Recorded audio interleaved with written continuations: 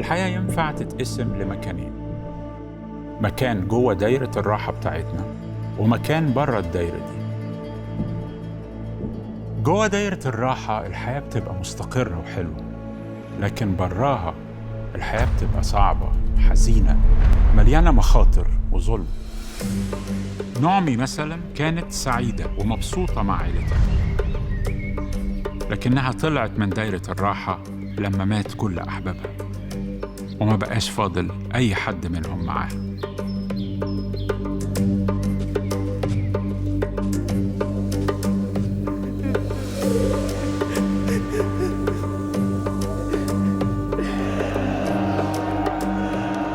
وداود بعد ما كان منتصر وناس مستنياه يملك عليهم، عاش لسنين طويلة هربان، معرض للخطر وللموت، لدرجة إنه حس إن الله نسيه وكتب: إلى متى يا رب تنساني كل النسيان؟ إلى متى تحجب وجهك عني؟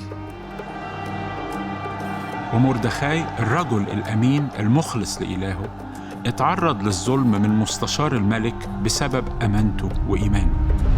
الناس دي تعرضت للموت والخطر والظلم زي اللي احنا بنتعرض له، وحست بالألم والفشل والخوف زي الأحاسيس اللي بنحسها في أوقات كتير. تدخلات الله ما كانتش سحرية وفورية، لكن كانت طريق طويل من ترتيباته وتدابيره اللي كانت مليانة سندة وطبطبة وخلت الشخصيات دي تقرب منه.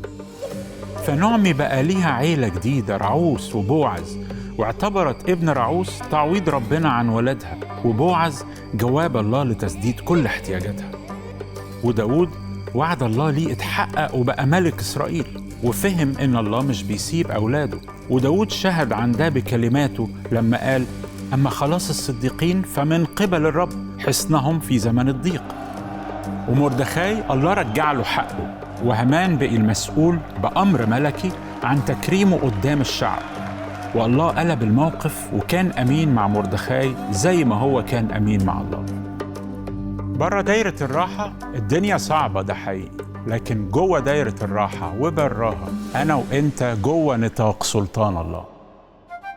أنا وإنت ماشيين في خطته اللي مفيش حد يقدر يوقفها. أنا وإنت بنتجهز لوقت تحقيق وعوده لينا. أنا وإنت احتياجاتنا قدامه وهو مش نسيها.